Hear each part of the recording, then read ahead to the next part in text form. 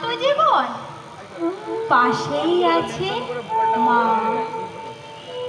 মা বললেই স্নেহের সকাল, মা বললেই তৃষ্ণার জল, মা বললেই ছায়ার আঁচল, মা বললেই দুঃখ উধাও। যখন ডাকি মা, মন্দিরে আর গির্জায় কিংবা মসজিদে সুর ভাসে, একই তো সুর না?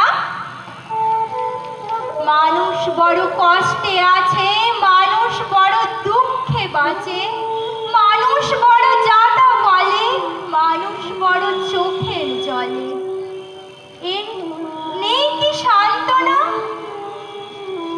দূরের থেকে মা তখনই উঠে আসেন কাছে, শিয়রে হাত রেখে বলেন, আমি আছি না?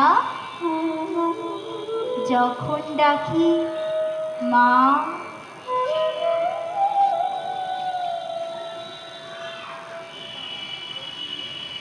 এবার আমরা চলে যাব একটু ভিন্ন স্বাদের কবিতায়, রবীন্দ্রনাথ ঠাকুরের জন্মান্তর। আমি ছেড়েই দিতে রাজি আছি সুসভ্যতার আলোক, আমি চাই না হতে নববঙ্গে নবযুগের চালক।